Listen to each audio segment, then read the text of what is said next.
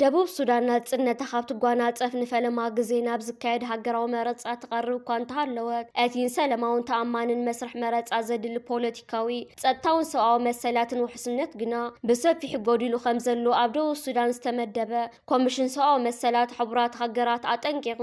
እቲ ኮሚሽን ኣብ ደንደስ ገደልና ኣሰቃቂ ገበናት ምክልኻልን ስግግር ደቡብ ሱዳን ምውሓስን ዝብል ኣርእስቲ ዘለዎ ዓሚቕ መማኸሪ ሰነድ ትማል 20 ነሓሰ ኣውፅኡ ኣሎ። እቲ ሃገራዊ መረጻ ዲሞክራሲያዊ ትካላት ንምድልዳልን ሃገራዊ ምክፍፋላት ንምክልኻልን ዝዓለመ ስትራቴጂያዊ ስጉምቲ እንተዘይተወሲድሉ ዳግማይ ደማዊ ግጭት ክውላዕን ኣሰቃቂ ገበናት ንኽፍጸሙ ዘሎ ተኽእሎ ከጋድድን ከም ዝኽእል እቲ ኮሚሽን የጠንቅቕ። ደቡብ ሱዳን ካብቲ ምስረት ካብ 2011 ጀሚራ ን15 ዓመታት ዝኣክል መረጻ ከይገበረት ጸኒሓ ኣላ። ኣብቲ ካብ 2013 እስካብ 2018 ዝቐጸለ ደማዊ ውግእ ሕድሕድ ኣስታት 400,000 ሰባት ህይወቶም ከም ዝሰኣኑ ወግዓዊ ሰነዳት የመልክቱ።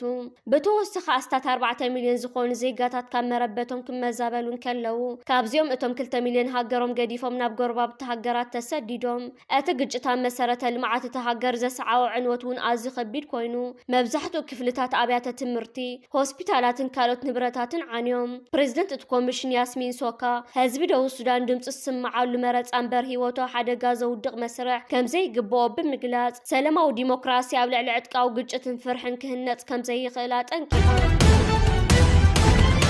እዚ ከምዚ ኢሉ እንከሎ እቲ ኣብ መጻወ ሆርሙዝ ቀጻሊ ኮይኑ ዘሎ ኩናት ኢራን ንሓደ ካብቶም ኣገደስቲ መስመራት ማይ ዓለም ኣብ ዝዘርገሉ ዘሎ እዋን ብኣሽሓት ኪሎሜትራት ርሒቑ ዝርከብ ካልእ ስትራቴጂያዊ ጸቢብ መስመር መትረብ ፓናማ ሓድሽ መድረኽ ጂኦፖለቲካዊ ምስሓብ ገይሩዎ ኣሎ። እዚ ንኣትላንቲክን ሰላማዊ ውቅያኖሳት ዘራኽብ ወሳኒ መስመር ሕጂ ኣብ መንጎ ኣሜሪካን ቻይናን ዝተለዓለ ወጥሪ መጓሃሩ ኮይኑ ይርከብ። እቲ ሓድሽ ምስሓብ ዝሓለፈ ሰሙን ኣብ ሕቡራት ሃገራት እዩ ተቐልቂሉ። ኣሜሪካ ኣብ ልዕልቲ መትረብ እናወስኸ ዝመጽን ዘሎ ጽልዋ ቻይና ንዓለማዊ ንግድን ጸጥታን ስጋኣት ክኸውን ከም ዝኽእል ኣጠንቂቓ። ቤጂንግ በቲ ሓደ ወገን ነቲ ክሲ ብምንጻግ ዋሽንግተን ነቲ መስመር ማይ ንምቁፅጻር ከም ምስምስ ትጥቀመሉ ኣላ ክትብል ከሲሳ። ኣብ መንጎ እዚ ምስሓብ ሓያላት ሃገራት ዝተቐርቀረት ፓናማ ድማ ኣብ ልዕልቲ መትረብ ዘለዋ ሉዓላውነት ደጊማ ብምርግጋጽ እቲ መስመር ኩሉ ግዜ ገለልተኛ ኮይኑ ክቕጽል ምዃኑ ኣስሚራቱሉ ኣላ። ሰሜን ኮርያ 10 ሚሳኤላት ብሓደ ግዜ ተኪሳ። ምምሕዳር መራሒ ሰሜን ኮርያ ኪም ጆንግ ኡን ትማል ዘይተለመደ ናይ ሚሳኤል ፈተነ ብምክያድ ነቲ ዞባ ኣብ ስጋኣት ኣውዲቑዎ ኣሎ። ከም ሓበሬታ መለስተኛ ሓይልታት ደቡብ ኮርያ ፒዮንግያንግ ካብ ጥቓ ርእሲ ከተማ ኣስታት 10 ዝኾኑ ናይ ሓፂር ርሕቐት ተወንጫፊ ሚሳኤላት ናብ ምብራቓዊ ባሕሪ ተኪሳ። እዞም ሚሳኤላት ኣስታት 300 ኪሎ ሜትር ዝኣክል ድሕሪ ምጓዓዞም ኣብ ባሕሪ ጃፓን ከም ዝዓለቡ ተረጋጊጽ ኣሎ። እዚ ተግባር እዚ ዝተፈጸመ ሰሜን ኮርያ ነቲ ኣሜሪካን ደቡብ ኮርያን ብሓባር ዘካየድዎ ኡልቺ ፍሪደም ሺልድ ዝተሰመየ ወታደራዊ ልምምድ ብጽኑዕ ክትቃወሞ ድሕሪ ምጽንሓ እዩ። ሰበስልጣን ፒዮንግያንግ ነቲ ሓበራዊ ልምምድ ንወራር ዝግበር ምድላው ክብሉን ከለዉ ሴኡልን ዋሽንግተንን ግና እቲ ልምምድ ንመከላኸሊ ጥራሕ ዝተዳለወ ምዃኑ ይገልጹ። መንግስታት ጃፓንን ደቡብ ኮርያን ነዚ ተግባር ብጽኑዕ ኮኒኖሞ ኣለዉ። ቤት ምክሪ ሃገራዊ ድሕነት ደቡብ ኮርያ ብዘካየዶ ህጹጽ ኣኼባ ሰሜን ኮርያ ውሳነታት ቤት ምክሪ ጸጥታ ውድብ ሕቡራት ሃገራት ብግልጽ ትጥሕስ ምህላዋ ብምግላጽ እቲ ትንኮሳ ብህጹጽ ክቋረጽ ኣተሓሳሲቡ። እዚ ኢንዶ ፓሲፊክ ኣሜሪካ ብዝሃቦ መግለጺ ናይ ሰሜን ኮርያ ፈተነታት ሚሳኤል ነቲ ዞባ ናብ ዘይምርጋእ ዝኸትዮም ኢሉ ኣሎ። ኣሜሪካ ንድሕነት ደቡብ ኮርያን ጃፓንን ዘለዋ ተወፋይነት ደጊማ ብምርግጋጽ ነቲ ኩነታት ብቐረባ ትከታተሉ ከም ዘሎ ኣፍሊጣ። እዚ ናይ ቀረባ ግዜ ፈተነ ሚሳኤል ነቲ ኣብ ልሳነ ምድሪ ኮርያ ንዓመታት ጸንሐ ዲፕሎማስያዊ ቅልውላው ዝያዳ ዘጋደዶ ኮይኑ ኣህጉራዊ ማሕበረሰብ ብቐጻሊ እንታይ ዓይነት ስጉምቲ ክወስድ እዩ ዝብል ጉዳይ ናይ ብዙሓት ትኹረት ኮይኑ ኣሎ።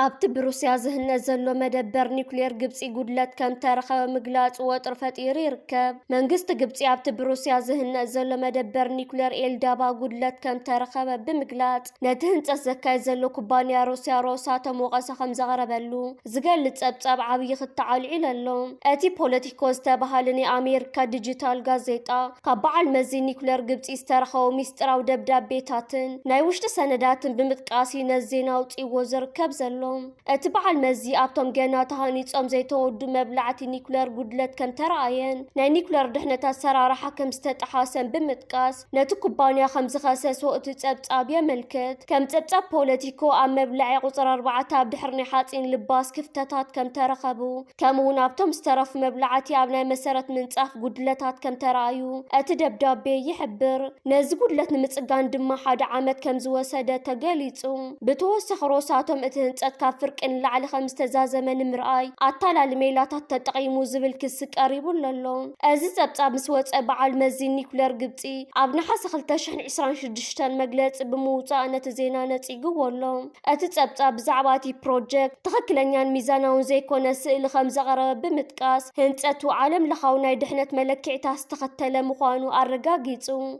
اتخص زقربل كوبانيا روساتهم بوغنو اتوم ابت دبدابي تطقيسوم زلو كستات بتكنيكاون تقوصاصارنا سرارحات استرغاغص زيكونيوم كبل ملاشو هيبو اب سميناو جماغم بحر قبصي زهن زلو الدابا نايت هاجرنا مجمرتا مدبر نيكليريوم مستزازم دم 4800 ميجاوات حيل ناي مفرع عقمي هلوم اتي بروجكت بتغلال 28.5 بليون دولار زقمت كوينو كابزوش 25 بليون دولار بالغح منغست روسيا شفانيوم اتن هنصت قبصي استركبه كوبانيا روساتوم اب ኢትዮጵያ ተማሳሳል መደበር ኒውክሌር ምህናት ምስ መንግስት ኢትዮጵያ ሰርሕ ዘሎ ኩባንያ እዩ ኣብ ኢትዮጵያ ስትከል መብላዕቱ ተማሳሳል ዓይነት VVER 1200 ከም ዝኾኑ ኣብ ኢትዮጵያ ናይ ሩስያ ኣምባሳደር ኤቭጌኒ ተረኺን ገሊጾም እዮም ኣብ መስከረም 2025 ዋና ፈጻሚ ስራሕ ሓይሊ ኤሌክትሪክ ኢትዮጵያ ኣይተ ኣሸብር ባልቻን ዋና ዳይሬክተር ሮሳቶም ኣሌክሲ ሊካቼቭን ናይ ህንጸት መደብ ስራሕ ሞስኮ ተፈራሪሞም እዮም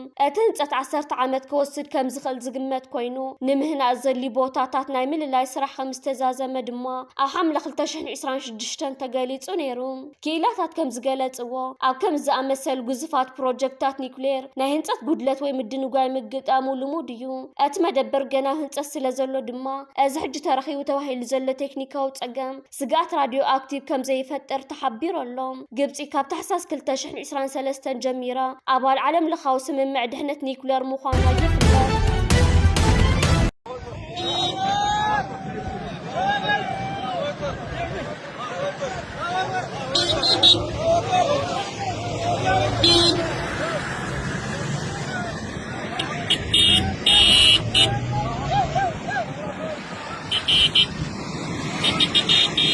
تقاوم تحيلتات RSF ناب سراوت منغست السودان إيدوم مهاب قصيلوم يركبوا لو تمال ماسي لعل 200 تقاوم تحيلتات RSF مسعد قومنات صارومن ناب سراوت منغست السودان إيدوم هيوم يركبوا لو زحلف معلتاتون تقاوم تحيلتات RSF لعل 300 زبطحو ناب سراوت منغست السودان إيدوم هيوم منباروم ذكر كوينو ازيد ناي مهام مسرح غنا قصالي زلو ازغونه تزرغاغصو حد حق انت داهليو تقاوم تحيلتات RSF ابز حجوان مولو بمولي بتاتن مهلاوم يوم قال خابتم تمالم ماسي ناب سراوت منغست السودان إيدوم زهاو تقاوم تحيلتات RSF ابز حجوان كل تعبيت تصقمات يقاطموم كم زلو تنازيزوم يركبوا لو اتقدماي زبصحوم زنبره زبلعن ستن دو كم زبله اتخالاي كانت سراو زنبره ماكلاي كوماند بحمدان دغالو زمرح زنبره ابز حجوان ركباتو مست سراو تبت يكون تبتاتينون يركب كم زلو نمرخ بيتا السودان حبيروم يركبوا لو ازخاب بدوبات ليبيان ጫድን ከመውን ብዶባት ኢትዮጵያ ቢሉ ናብዞም ተቋም ተሓልታት ዝበጽሕ ዝነበረ ዝተፍላለየ ሎጂስቲክን መሳርሒታትን በኃይል አየር ናይ ሱዳን ይዓኑ ምህላውን ናብ ውሽጢ መሬት ሱዳን ከምቲ ዝድለ ከኣቱ ከም ዘይከኣለን እዩ ትማሉን ብወገን ሊብያ ቢሉ ናብ ውሽጢ መሬት ሱዳን ከኣቱ ዝተሓሰበ ዝተፍላለየ መሳርሒታት በኣስታት 200 መካይን ዝተጻዕነ ኃይል አየር ናይ ሱዳን ምስ ግብጺ ብምትሕብባር ኣብ ልዕሊ ስጉምቲ ከም ዝወሰደ መራኸቢታት ሱዳን ሓጺር ሓበሬታ ዘርጊሐን ነይረን ተቋም ተሓልታት RSF ኣብ ዝሕጅዋን ከቢድ ስዕረት የጋጥሞሎ ሓምዳን ዳጋሎ ብጽኑዕ ሓሚሙ ኣብ ትሕቲ ጽኑዕ ሕክምናዊ ምክትታል ከም ዘሎን ኣብ ዝሓለፈ መዓልታት ካብ ኒያላ ሓበሬታታት ወፂ ነይሩ እዝን ካልን ኣብ ግምት ብምእታው ተቋምቲ ሓይልታት RSF ዳግማይ ክወዳደቡ ዝኽእልሉ ዕድላትን ኣጋጣምታትን ዘኽተመ ይመስል እዚ ኣገዳሲ ምዕባለታት ኣብ ሱዳን ዝምዝገብ ዘሎ ንሰራዊትን ህዝብን መንግስቲ ሱዳን ኣገዳሲ ዓወታት እዩ ብተዘዋዋሪ መንገዲ ሱዳን ክትረጋጋእ ልዑል ግደን ተራን ጻዋታ ዘለዋ ከም ኤርትራ ግብፅን ስዑድ ዓረብን ዝኣመሰለ ሃገራት እውን እዚ ናታት ንዓኣተን እውን ዓብይ ዓወት እዩ ስርዓት ብልጽግና ላዕለዎት ሰበስልጣን ሕወሓትን ወታደራዊ ኣዘዝትን ብተመሳሳሊ ናይ ፋኖ ክልተ ላዕለዎት ኣዘዝቲ ትማል ናብ ከተማ ኣስመራ ከም ዘምርሑ ክናዘዝ ተሰሚዑ ይርከብ ኣሎ። እዚ ስርዓት ብልጽግና ብመራኸቢታቱን ከምኡውን ብኣፈኛታቱን ኣቢሉ ዘርጊሕዎ ዝርከብ ዘሎ ከምዚ ዓይነት ሓበሬታ ናትናኤል መኮንን ዝተባህለ ኣፈኛ ምክልኻል እቲ ሃገር ኣብ ገጽ ፌስቡክ ዘስፈሮ ሓበሬታ እዩ። ካብ ላዕለዎት ኣመራርሓ ናይ ሕወሓት ደብረጽዮን ገብረ ሚካኤል ዝርከብዎም ጀነራል ፍስሓ ማንጁስ ከምኡውን ጀነራል ወዲ መድሂን ክኾኑ ከለዉ ካልኦት 7 ላዕለዎት ወታደራዊ ኣዘዝቲ ናብ ኣስመራ ከም ዘምርሑ ዘመነ ካሴ ከምኡውን ጀነራል ተፈራ ማሙ ካብ ላዕለዎት ኣመራርሓ ፋኖ ናብ ከተማ ኣስመራ ከም ዝኣተዉ ኣብቲ ጽሑፋቱ ገሊጹ ይርከብ ኣሎ። እዚ ኣብ ኣስመራ ይካየዳሎ ዝበሃል ዘሎ ከምዚ ዓይነት ርክባትን ምትእኽኻባትን ኣብ ልዕሊ ኢትዮጵያን ምክልኻል እቲ ሃገርን መጠነ ሰፊሕ መጥቃዕትታት ንምክያድ ዝዓለመ ከም ዝኾነ ናትናኤል መኮንን ድሕሪ ምንዛዝ ሻዕብያ ዝገብሮ ዘሎ ከምዚ ዓይነት ምትእኽኻብ ከጥፍኦ እዩ ክብል እዩ ብፍሉይ ናብ ኤርትራን ሓይልታት ምክልኻል ኤርትራን ክፍክር ተራእዩ ዝርከብ ዘሎ።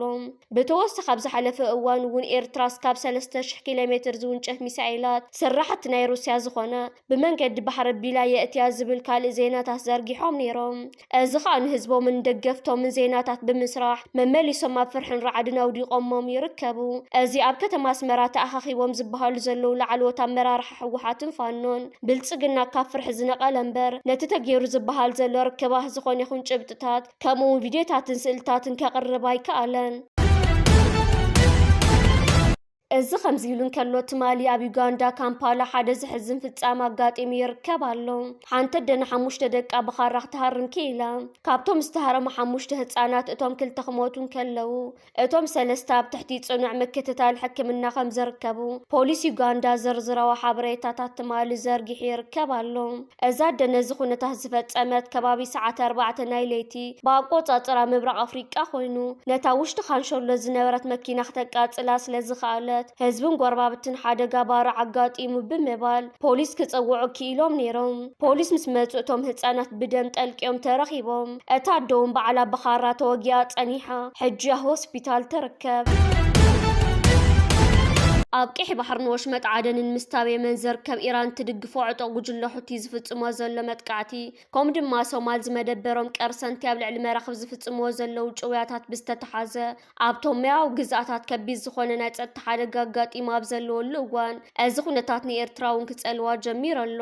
እዚ ዝኾነሉ ዘሎ ምኽንያት ድማ ባንዴራ ኤርትራ ተንበልብል ዝነበረት ናይ ነዳዲ መርከብ ኣብ ወሽመጥ ዓደን ካብ ገማግም ባሕሪ የመን ኣስታት 55 ኪሎ ሜትር ርሒቕ ኣብ ዝነበረትሉ ከባቢ